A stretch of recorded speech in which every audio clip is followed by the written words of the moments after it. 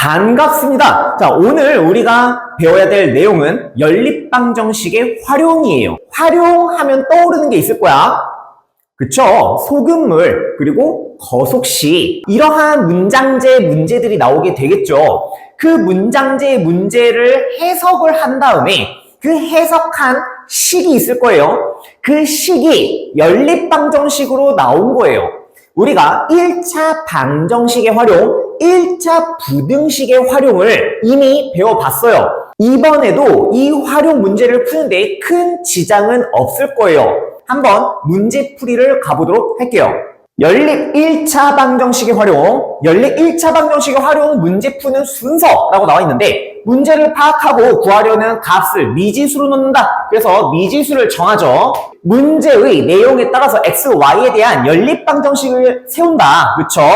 식 세우기. 그 다음에 해야 될 건 뭐예요? 연립 방정식을 풀어라 라는 거죠. 연립 방정식 풀기. 연립 방정식의 해가 문제의 내용에 정확하게 맞는지 확인을 해야 돼요. 전체적으로 활용이라고 한다면 유형이라는 게 있어요. 그것을 내가 총 9가지 유형으로 나누어 놨으니까 그 9가지 유형에 대한 문제들을 풀어보면서 정리해 보도록 할게요. 첫 번째 유형은 자연수의 각 자리에 관한 문제라고 나와 있죠.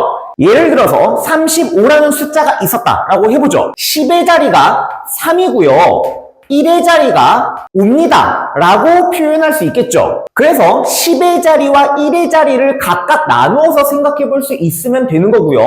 또 각 자릿수의 합을 물어본다면 이것은 3 플러스 5로서 표현이 가능하다라는 것도 알고 있고요. 10의 자리와 1의 자리를 바꾸었다. 그 바꾼 수는 우리가 53이라는 걸 볼 수 있죠. 1의 자리하고 10의 자리를 바꾸게 된다면 53이라고 하잖아. 1의 자리와 10의 자리를 바꿨다라고 한다면 이렇게 동그라미를 친 5와 3의 자리가 바뀌었다. 그러면 5 곱하기 10 플러스 3 곱하기 1 이런 형태로 표현할 수 있으면 되겠습니다. 그럼 두 자리 자연수 A, B의 실제 값은 우리가 10A 플러스 B. 이게 무슨 소리냐면 10의 자리가 A이며 1의 자리가 B입니다. 이 뜻이고요. 두 자리 자연수에서 각 자릿수를 바꾸면 BA라고 나와 있지만 이게 B 곱하기 A가 아니고요. 그 실제 값은 10의 자리가 B고요. 1의 자리가 A입니다. 라고 볼 수 있다.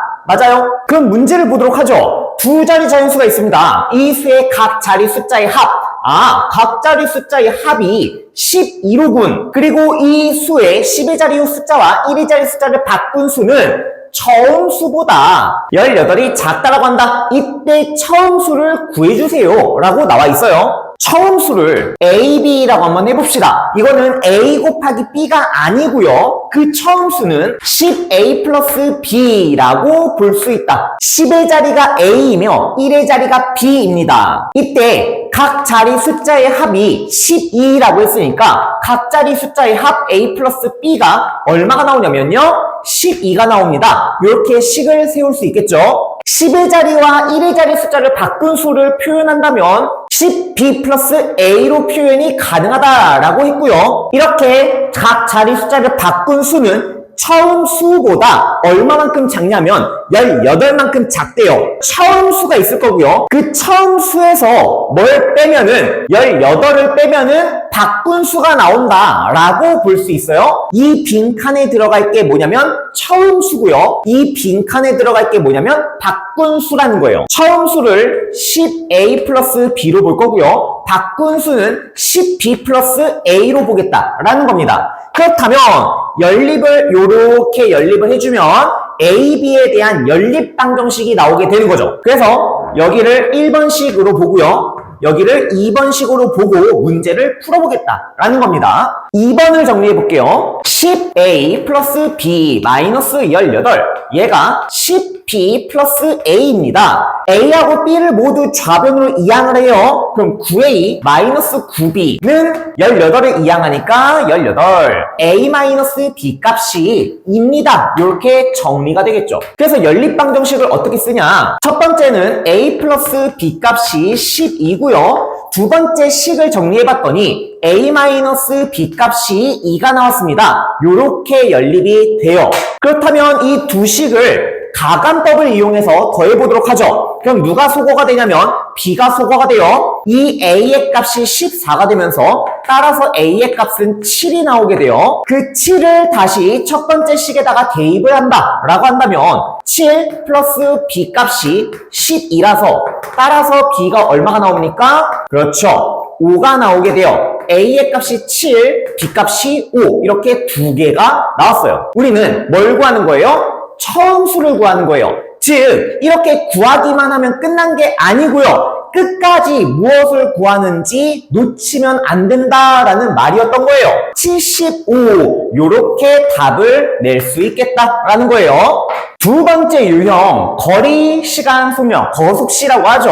거리는 속력 곱하기 시간, 우리 공식 알고 있는 거고 시간은 속력분의 거리, 속력은 시간분의 거리, 전부 다 알고 있는 내용 맞죠? 바로 문제 가보도록 할게요. 77번 올라갈 때는 시속 3km 내려올 때는 다른 길 동그라미 시속 5km로 걸어서 모두 총 몇 시간이 걸렸냐면 3시간이 걸렸다. 총 11km를 걸었다고 할 때 올라간 거리를 구하세요. 올라간 거리를 x라고 하겠다. 이렇게 간단하게 표를 만들어 봤어요. 우리가 올라간 거리를 구하는 거니까 올라갈 때의 거리를 xkm라고 한번 볼게요. 그럼 내려올 때 거리를 ykm로 한번 봐볼게. 올라갈 때의 속력이 얼마냐면 시속 3km, 내려올 때는 다른 길로 시속 5km 이렇게 볼 수 있고요. 총 3시간이 걸렸습니다. 그럼 올라갈 때 시간과 내려올 때 시간을 따로따로 구해봐야 되지 않겠어요? 올라갈 때 시간이 3분의 x 시간이 될 거고요. 내려올 때 시간은 5분의 y 시간이 될 거예요. 총 11km를 걸었다라고 했기 때문에 이동 거리의 합 x 플러스 y의 값이 11이구나 라는 걸 먼저 알 수 있고요. 3시간이 걸렸다. 요것 때문에 시간의 합 3분의 x 더하기 5분의 y가 3이다 라는 식을 얻어낼 수 있고 이 두 개를 연립하겠다 라는 거예요. 그 두 번째 식이 분수식이 나왔기 때문에 얼마를 곱하냐면 15를 곱함으로써 간단하게 표현할 수 있다 라고 했었죠. 정리를 해보면 x 플러스 y의 값이 11이다가 첫 번째 식이 될 거고요. 두 번째 식은 15를 곱해서 정리 5x 플러스 3y의 값이 45입니다. 요렇게 연립을 해서 풀면 되겠다. 우리가 구하고자 하는 게 무엇이냐면 x예요. 그래서 뭘 소거하려고 하냐면 y를 소거하려고 해요. 그래서 첫 번째 식에다가 얼마를 곱하냐면 3을 곱하겠죠. 그러면 3x 플러스 3y가 총 33이 나오게 될 거고요. 이 두 식을 빼주면 2x, 빼주면 12가 돼요. 따라서 x가 얼마가 나오냐면 6이 나오는데 그 6km가 이 문제의 해답이 될 거예요. 문제풀이 순서를 조금 바꿔가지고 원형 트랙 문제를 먼저 보도록 할게요.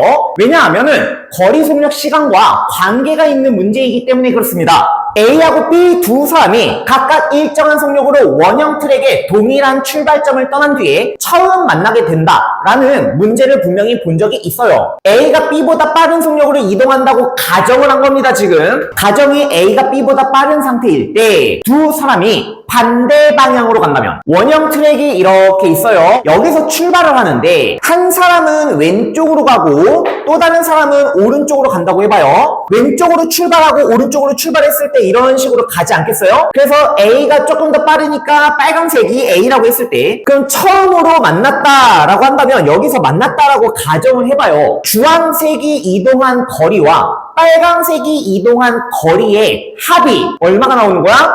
이 원형 트랙의 길이가 나오게 되는 거야. 같은 방향으로 간다고 생각을 해봐요. 같은 방향으로 출발을 합니다. 이렇게 출발을 했어요. 그런데 빨간색이 너무 빨라가지고 주황색을 따라잡아. 이때가 처음으로 다시 만나게 된 거죠. 처음으로 다시 만나게 됐을 때 주황이가 이동한 거리는 이만큼이에요. 그런데 빨강이가 이동한 거리는 한 바퀴를 하고도 주황이가 간 거리만큼 더 가야 되겠죠. 그래서 빨강색이 이동한 거리에서 주황색이 이동한 거리를 어떻게 하면은 빼면은 한 바퀴가 나온다는 거야. 요것만 알고 있으면은 문제를 푸는데 큰 지장이 없다라는 거고요. 정리를 해보면 두 사람이 반대 방향으로 출발했어요. 그러면 A의 이동 거리와 B의 이동 거리를 합쳤을 때 한 바퀴가 나온다. 한 바퀴의 거리가 나오는 거죠. 그리고 두 사람이 같은 방향으로 출발했을 때 A의 이동 거리에서 B의 이동 거리를 뺐을 때 뭐가 나오는 거예요? 한 바퀴가 나온다라는 거예요. 이거를 공식으로 외우는 것보다는 머릿속으로 이해를 하고 식을 세우는 게 아무래도 장기적으로 유리하겠죠. 그렇다면 문제를 보도록 하죠. 둘레의 길이가 1000m인 호수가 있는데 갑과 을이 호수의 둘레를 동시에 같은 방향으로 돌면서 출발 몇 분 후에 10분 후에 처음으로 만났다. 이번엔 서로 반대 방향으로 돌았을 때는 2분 후에 만났다라고 해볼게요. 여기 동그라미 말고 세모로 한번 해보자. 그때 갑의 속력이 을의 속력보다 느리다.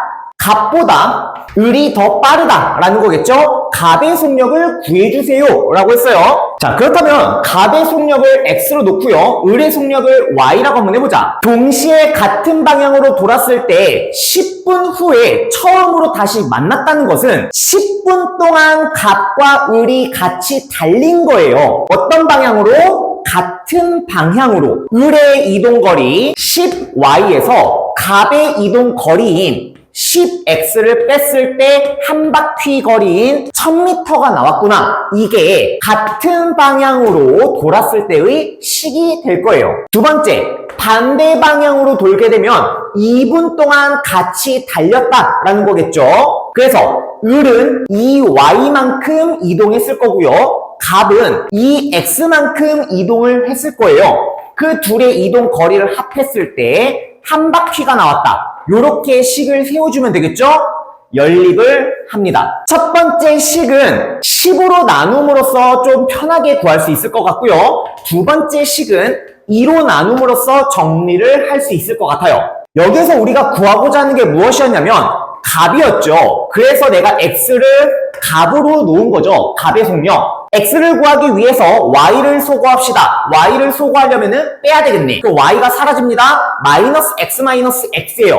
마이너스 2x가 될 거고요. 100에서 500을 빼니까 마이너스 400이 돼야 돼. 따라서 x의 값이 얼마가 나오냐면 200 이렇게 나오게 되겠죠. 단위는 무엇이겠어요? 단위는 미터 퍼 분 이렇게 볼 수 있어요. 이어서 강물에서 배로 왕복하는 문제를 보도록 할게요. 이것도 거속시와 관련된 문제라서 보는 거예요. 정지한 물에서 배의 속력을 x, 강물의 속력을 y라고 했을 때 강물의 흐름을 따라서 내려올 때는 배의 속력과 강물의 속력을 더해줘야 되겠죠? 아, 얘는 x 플러스 y. 거슬러 올라갈 때 배의 속력은 뭐겠어요? 강물의 속력에서 배의 속력을 어떻게 해야 돼? 빼야 되겠죠. 그렇다면 82번 문제를 보도록 하죠. 배를 타고 길이가 96km인 강을 내려가는데 몇 시간 걸렸냐면 2시간이 걸렸어요. 거슬러 올라가는데 총 몇 시간이 걸렸냐면 3시간이 걸렸어요. 이때 정지한 물에서의 배의 속력과 배의 속력을 한번 x라고 해볼까요? 그리고 강물의 속력을 y라고 한번 해보자. 각각 구하세요 라고 나와있죠. 이렇게 표를 다시 한번 만들어 봤습니다. 올라갈 때의 속력이 어떻게 되겠어요? 배의 속력에서 강물의 속력을 어떻게 한다고요? 뺀다고요. 그래서 x-y가 될 거고요. 내려올 때는 배의 속력과 강물의 속력을 더해야 되겠죠. 그때 시간을 문제에서 보는 거예요. 내려가는데 몇 시간? 2시간. 그 올라가는데 몇 시간? 3시간. 그때 이동한 거리를 생각해 보자고요. 올라갈 때의 속력 곱하기 시간은 3 곱하기 x-y가 될 거고요. 내려올 때의 속력 곱하기 시간은 2 곱하기 x 플러스 y로 볼 수 있겠죠. 그런데 그 거리가 어때요? 96km로 같죠. 그럼 첫 번째 식을 어떻게 세우냐면 3 곱하기 x-y가 96이 될 거고요. 두 번째 식은 2 곱하기 x 플러스 y의 값이 똑같이 96이 된다. 요렇게 연립을 하면 되겠습니다. 그 첫 번째 식을 어떻게 바꾸냐면 3으로 나눔으로써 정리가 가능할 것 같습니다. x-y의 값이 32가 될 거고요. 두 번째는 2로 나누면 되겠죠. x 플러스 y의 값이 48이 될 거예요. 가감법을 이용해서 더하죠. 그럼 2x 값이 80이 될 거고요. 따라서 x의 값이 얼마가 나오냐면 40이 나오게 돼요. x의 값이 40이기 때문에 y는 자동적으로 8이 나오게 될 거예요. 난 어떻게 구했을까? 이 x를 밑에다가 넣어도 되고요. 위에다가 넣어도 되는 거죠. 어떻게 넣어도 y의 값은 8이 나온다. 이렇게 구했어요. 그렇다면 단위는 어떻게 되는 거예요? 단위는 km/h가 되겠죠? km/c. 이해돼요? x가 배의 속력이기 때문에 그럼 배의 속력은 시속 40km라고 써야 되는 거고요. 강물은 시속 8km 이렇게 답을 써주면 이쁘겠죠. 거속시에 파생된 마지막 문제라고 보시면 되는데 기차가 터널을 지나가는 것에 대한 문제예요. 기차가 터널을 완전히 통과하기 위해 기차가 달린 거리 그리고 터널 안에 완전히 감춰진 동안 기차가 달린 거리 다르죠. 터널의 길이를 y, 기차의 길이를 x라고 했을 때 터널을 완전히 통과하기 위해서는 기차의 길이만큼 더 해야 되는 거고 터널 안에서 완전히 감춰졌으면은 기차의 길이를 뺀 만큼 이동했겠다라고 알 수 있었어. 이거는 이동한 거리라는 점에 집중을 했으면 좋겠습니다. 83번 문제를 보죠. 일정한 속력으로 달리는 기차가 있었습니다. 이 기차는 길이가 800m인 다리를 지나가는데 23초가 걸렸고요. 길이가 400m인 터널을 지나가는데 13초가 걸렸어요. 이 기차의 속력을 구해주세요. 속력을 x로 놓을 거고요. 기차의 길이를 y로 놓을 거예요. 여태까지는 미지수 x, y가 하나가 속력이면 두 번째도 속력이었고 x가 거리였으면 y도 거리였어요. 그런데 지금은 x가 속력이고 y가 길이죠. 여태까지 풀었던 문제풀이하고 좀 차이가 있어요. 자, 다리는 길이가 얼마냐면 800m였죠? 그러면 다리를 완전히 통과하는데 우리가 800m만 이동하면 된다 그랬어? 안 된다 그랬어? 안 된다 그랬죠? 기차의 길이를 더해야 돼요. 그러니까 800 플러스 y 미터만큼 이동해야지 다리를 완전히 통과했다라고 볼 수 있고요. 터널 마찬가지예요. 터널을 완전히 통과하는데 우리가 400m만 이동하는 게 아니고요. 400 플러스 y만큼 이동해야 터널을 완전히 통과했다라고 볼 수 있는 거야. 그러면 다리를 이동하는데 걸린 시간이 23초, 터널을 완전히 지나가는데 이동하는 시간 13초 이렇게 나왔으면은 속력은 시간분의 거리라고 배우죠. 23분의 800 플러스 y가 될 거고요. 여기서는 13분의 400 플러스 y가 될 거예요. 이렇게 나온 속력이 서로 같잖아. 무엇으로? x로 같잖아. 그래서 이렇게 x라고 놔주면 a하고 b하고 c가 같은 이런 상황이 만들어지게 될 거예요. 그럼 나는 1번과 3번이 같다라고 놓고 2번과 3번이 같다라고 한번 놔볼게. 800 플러스 y가 23x와 같을 것이며 두 번째는 400 플러스 y가 13x랑 같다. 요렇게 바로 연립할 수 있겠습니까? 23을 곱함으로써 첫 번째 식이 나오고 13을 곱함으로써 두 번째 식이 나온 거예요. 그렇다면 이 두 식을 뺐을 때 얼마가 나오냐면 좌변이 400이 될 거고요. 우변이 10x가 될 거예요. 따라서 x가 얼마가 나오냐면 40이 나오게 된다라는 결론에 도달해요. 즉 기차의 속력이 40이 되는 거고요. 그 기차의 속력의 단위는 뭐가 되는 거야? 미터 퍼 세크가 되는 거죠. 미터 퍼 세크. 즉 초속 40m라고 볼 수 있겠죠. 우리가 구하고자 하는 게 기차의 속력이기 때문에 이 자체가 이 문제의 답이 될 거예요. 여기까지 문제를 풀었으면은 거리와 속력과 시간에 대한 문제는 거의 다 섭렵했다라고 볼 수 있어요. 다른 응용 문제가 어떻게 나와도 해석을 잘 한 다음에 식을 세우면 되기 때문에 큰 문제가 되지는 않을 거라 생각이 됩니다. 다시 앞쪽으로 와가지고 증감에 대한 문제를 보려고 합니다. x가 a% 증가를 했어요. 그럼 증가한 후에 전체의 양을 우리는 x에다가 뭘 더해요? 그렇죠. x의 a%만큼을 더한다 라고 이론적으로 설명을 했고요. 나는 이걸 어떻게 표현했냐면 1 플러스 100분의 a로 표현을 했었죠. 이만큼 증가했어요. 어디에서부터? X에서부터. 이렇게 분배 법칙을 이용해서 식을 세우면은 아무래도 문제를 푸는데 조금 더 효율적이다라고 이야기를 했었어요. 이번에는 감소할 때를 보도록 하죠. 얘는 X에서 뭘 빼요? X의 B%를 빼는 거죠. 그럼 얘는 1에서 빼는 거예요. 100분의 B를 어디에서부터? X에서부터 이렇게 빼주면 되겠다라는 거예요. 이거는 증감에 대한 문제라고 나와 있지만 이게 나중에는 뭘로 나오게 돼요? 돈과 관련된 문제, 그리고 또 뭐가 나왔죠? 퍼센테이지, 농도와 관련된 문제로 확장이 되겠죠? 자, 지금부터 하나씩 풀어보도록 할 거예요.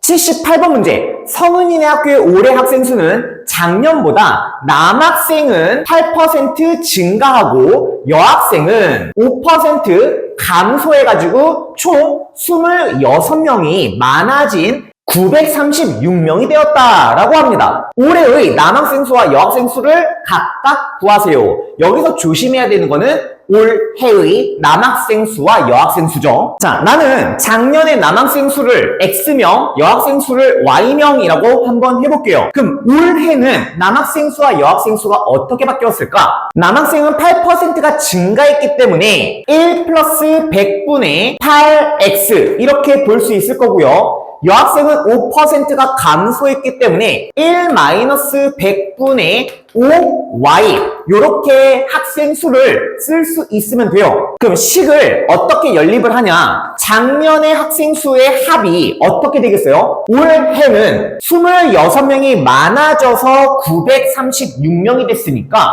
작년은 910명이었을 거야 라고 볼 수 있을 거고요. 올해 학생 수는 얘랑 얘를 더하겠죠. 그래서 100분의 108x 더하기 100분의 95y가 합쳐져서 936명이야 라고 보면 됩니다.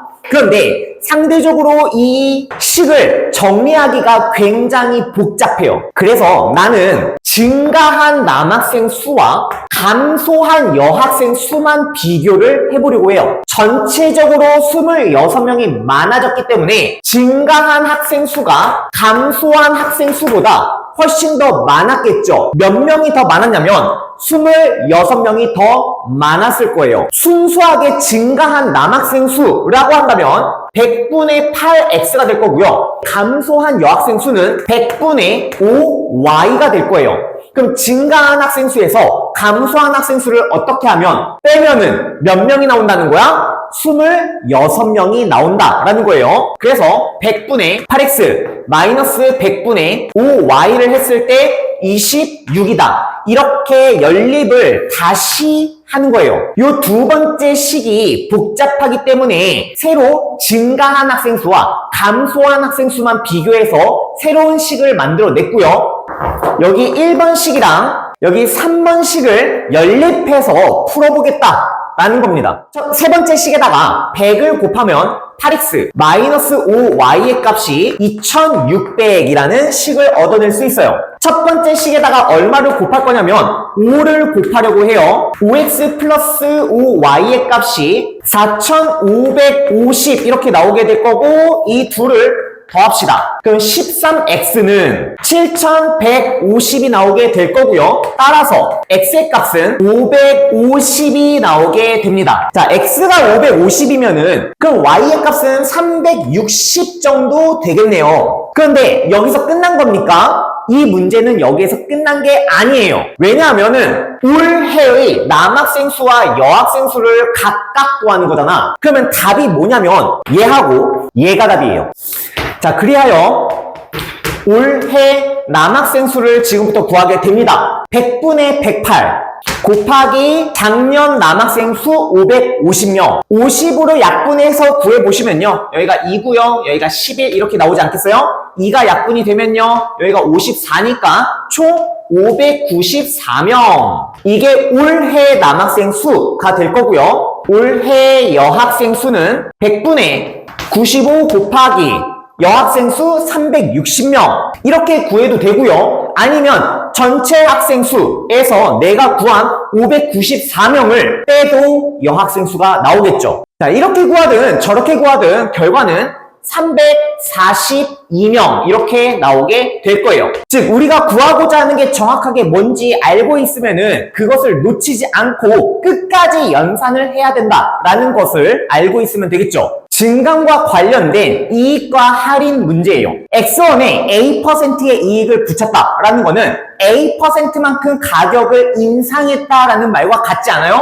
그래서 우리는 X 플러스 100분의 AX라고 볼 수 있고요. 이 친구는 1 플러스 100분의 AX로 간단하게 표현할 수 있다. X1에서 B%를 할인을 했을 때 X에서 100분의 BX를 뺐고요. 1-100분의 B 곱하기 X라고 우리가 이미 알고 있는 내용이었던 거예요. 그럼 바로 문제를 가보도록 하죠. A와 B 두 상품을 합해가지고 2만원에 샀어요. A 상품은 원가에 20%의 이익을 붙였고요. B 상품은 원가에서 30%를 할인하여 팔았더니 결과적으로는 이익이 생겼어요. B 상품의 원가를 구해주세요 라고 나왔어요. A 상품의 원가를 A라고 할게요. 그리고 B 상품의 원가를 B라고 한번 해보자. 그럼 A 상품의 원가와 B 상품의 원가를 합했을 때 얼마가 나왔냐면 2만원이 나왔어요. 이렇게 첫 번째 식을 만들어낼 수 있을 거예요.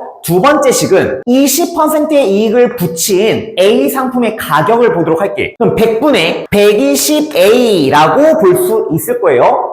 두 번째, 30%가 할인된 B 상품을 보도록 하죠. 30%가 할인이 됐기 때문에 우리는 70%의 가격을 내고 이 물건을 사올 수 있다 라고 설명을 한 적이 있습니다. 그럼 이 두 물건의 가격의 합은 처음 가격 2만원보다도 3,000원의 이익을 더한 23,000원이 됐겠다 라고 볼 수 있을 거예요. 이렇게 연립을 하는 게 첫 번째고요. 방금 풀었던 학생수 문제를 생각을 해봐요. A 상품에서 20%의 이익을 붙였죠. 그 이익 금액 100분의 20A 여기에 100분의 30B B 상품에서 할인된 가격보다도 증가한 금액이 더 컸으니까 뺐을 때 이익 금액 3,000원과 같지 않았을까? 다시 설명할게요. A 상품의 증가 금액과 B 상품의 감소 금액이 있어요. 증가 금액이 더 크기 때문에 감소 금액을 빼어도 이익이 남는다라는 거야. 그 이익 금액이 얼마였냐면 3,000원이에요. 그래서 증가 금액에서 감소 금액을 뺐을 때 3,000원이 나온다 라고 식을 세울 수도 있어요. 그래서 첫 번째 식과 두 번째 식을 연립해가지고 문제를 풀어도 된다라는 거예요. 첫 번째 식은 A 플러스 B 값이 2만원이다 가 나왔고요. 두 번째 식은 10을 약분하고요. 10을 곱함으로써 2A 마이너스 3B가 3만원이 돼요. 그렇다면 첫 번째 식에서 얼마를 곱할까요? 우리가 원하는 거는 B 상품의 원가이기 때문에 A가 사라져야 돼요. 그래서 몇 배를 할 거냐면 2배를 할 거예요. 2A 플러스 2B가 4만원이 될 거고요.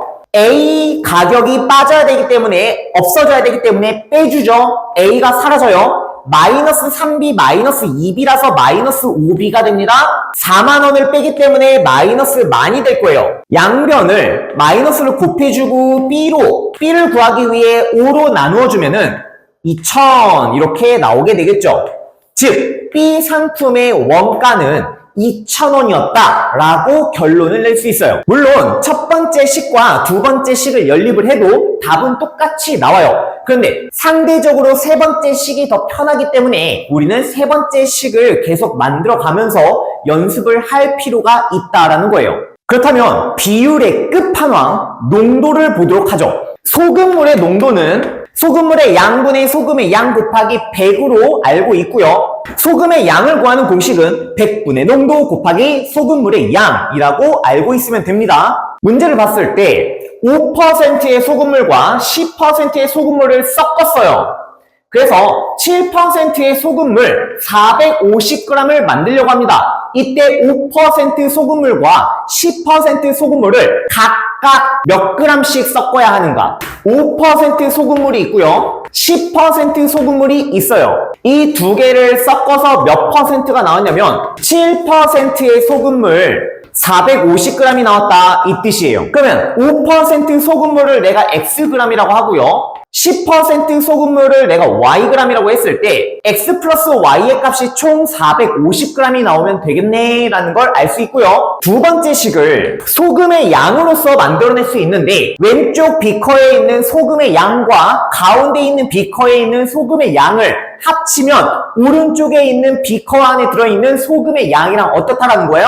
같다라는 거겠죠? 그럼 100분의 농도 곱하기 소금물의 양 플러스 100분의 농도 곱하기 소금물의 양, 얘가 100분의 농도 곱하기 소금물의 양, 이렇게 식을 만들어낸다면 연립이 되게 됩니다. 첫 번째 식은 x 플러스 y의 값이 450 이렇게 나오게 됩니다. 두 번째는 100, 100을 곱해요. 그리고 5로 나누어 봅시다. 5로 나누면 1, 5로 나누면 2, 5로 나누면 90. 그래서 x 플러스 2y의 값이 63, 630 이렇게 연립이 되고요. x의 값이 서로 같은 것을 보아하니 내가 뺐을 때 마음이 편하겠다. 왜? x가 사라지죠? 마이너스 y의 값은 뺐더니 180이 나오는데 마이너스 180이죠? 그럼 플러스 바꿔주면은 따라서 y의 값이 180g 이렇게 나오게 돼요. 그렇다면 x의 값은 x 플러스 y의 값이 450이기 때문에 270g 이렇게 볼 수 있겠다라는 거예요. x랑 y가 나왔죠? 즉 5%는 270g, 10%는 180g 이렇게 써주면 된다는 거예요. 자, 이렇게 퍼센테이지에 대한 문제를 싹 다 풀어봤습니다. 이제 하나의 유형이 남았어요. 그게 뭐냐면 1입니다. 1. 1은 전체 1의 양을 1로 생각하는 것으로부터 시작을 하죠. 그리고 나서 한 사람이 단위 시간당에, 그러니까 1시간 동안 혹은 1일 동안 얼마만큼 일을 하는지 그것부터 구해야 되는 거죠. 그것을 우리는 미지수로 놓는 작업을 하게 될 거예요. 80번 마지막 문제 보도록 하죠. 경준이와 미나가 함께 일을 하면 4일 만에 마칠 수 있는 일이 있는데 경준이는 8일 동안 작업한 후 나머지를 미나가 2일 동안 작업을 하여 모두 마쳤어. 이 일을 경준이가 혼자서 하면 며칠이 걸리겠는가? 즉 경준이가 하루 동안 할 수 있는 일의 양을 x라고 해보자. 그리고 미나는 하루 동안 할 수 있는 일의 양을 y라고 한번 해볼게요. 함께 하루 동안 할 수 있는 일의 양이 x 플러스 y가 될 거고 이만큼을 4일 동안 일을 했을 때 1을 완성할 수 있다. 그리고 두 번째, 경준이가 8일 동안 일을 해요. 8x만큼 일을 하고요. 미나는 2일 동안 작업을 해요. 플러스 2y를 했을 때도 마찬가지로 1을 완성할 수 있다. 이렇게 연립을 하게 된다면 x와 y를 구할 수 있겠죠. 첫 번째 식을 전개하면 4x 플러스 4y의 값이 1이 될 것이며 두 번째 식은 그대로 써줄게요. 이렇게 연립. 우리가 구하고 싶은 거는 경준이. 그럼 경준이는 x라고 했기 때문에 y가 소거가 돼야 되겠다. 두 번째 식에다가 몇 배를 하냐면 2배를 해요. 첫 번째 식 다시 한번 써주면은 이렇게 될 거고요. 두 번째 식 2배를 해주면 16x 플러스 4y의 값이 2가 되겠죠? 뭐 해요? 빼요. 마이너스 12x의 값이 마이너스 1이 되면서 따라서 x의 값이 얼마가 나오냐면 12분의 1이 돼요. 하루 동안 12분의 1만큼 일을 한다. 이 말이겠죠. 그러면 1을 완성하기 위해서는 며칠 동안 일을 해야 된다라는 겁니까? 그렇죠. 12일 동안 일을 해야 합니다. 요렇게 답을 내면 되겠죠. 자, 지금까지 연립방정식의 활용에 대한 문제를 풀어봤어요. 총 9가지의 유형으로 풀어봤고요. 비슷한 내용끼리는 묶어서 설명을 했기 때문에 그렇게 이해하는데 어렵지는 않았을 거라 믿어요. 지금까지 정말 잘 해줬고요. RPM 문제 풀면서 이 유형들을 익혀갔으면 좋겠습니다. 수고하셨어요. 문제 풀이 해보도록 할게요.